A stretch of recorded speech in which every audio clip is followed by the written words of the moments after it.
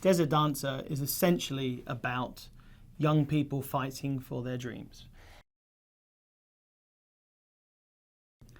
Desert Dancer is the true story of Afshin Ghaffarian, a young man in Iran who had a dream of becoming a dancer. However, in Iran, it's actually forbidden and in most cases illegal to dance. And it's the story about how he goes about becoming a dancer despite all of the restrictions, by forming an underground dance company in university, by hacking into YouTube to watch the greats and learn from the greats like Pina Bausch or Martha Graham or Michael Jackson how to dance. And then it's the story about how they go on putting on a performance in the only place that he, Afshin, and his friends are free to do it, which is in the desert 100 miles outside of the city, where there would be no militia, no besieged to arrest them for dancing, and the brave students that come and watch them, and how that desert dance sets into motion events during a time of uprising of the youth that would put Afshin's life in danger. And it's a story about how he ends up escaping and winning his freedom through dance. The film is built around this one belief that no matter who you are, what religion you are, what race or creed you are, we all have the same rights. And we all have the same right to fulfill and to live our dreams, no matter what they are, no matter how big or how small. And Afshin's story is very symbolic of that belief and of that hope and of that fight. I woke up and I read the newspaper, and it was the Sunday Times, and on page 7, I think, there was this story about this Iranian dancer called Afshin, and how he had put on a performance in the desert, been arrested because he was a dancer, and he had to escape. And I was fascinated by this story because I had no idea that it was illegal to dance in Iran. And in fact, no one I knew that it was forbidden to dance in Iran. And I found that to be absolutely fascinating. And as an artist, as a filmmaker, every time I met people and would tell them this story, they would just be mesmerized. And it's, I come from a background of loving James Cameron and Peter Jackson, and this would be the last thing I thought I would fall in love with as my first film, and yet it became the oxygen I had to breathe.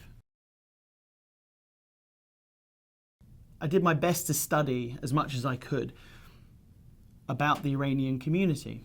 What I discovered, which made Afshin's story all the more important and poignant, was that Iran was actually the first ever country in the world to have a recorded charter on human rights by Cyrus the Great 2,000 years ago.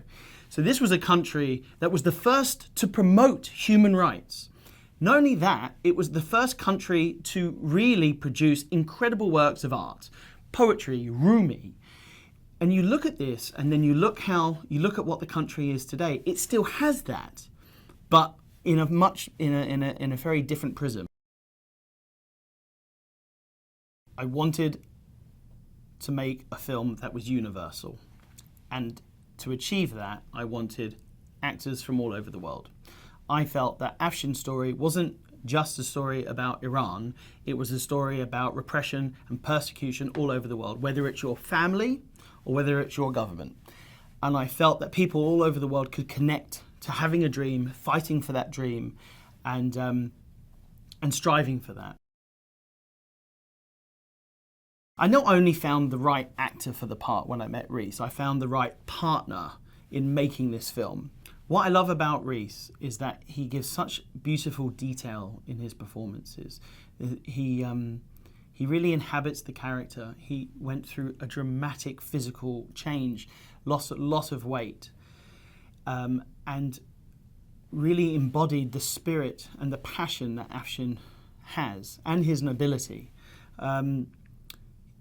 Rhys dedicated himself to this part and dedicated himself to the training and to the dance, and transformed into Afshin through many, many, many months of training. There's no fooling Tom Cullen. He'll always, if there's a false note, he'll pick up on it. And Ardi, his character, which is short for Ardavan, he was someone.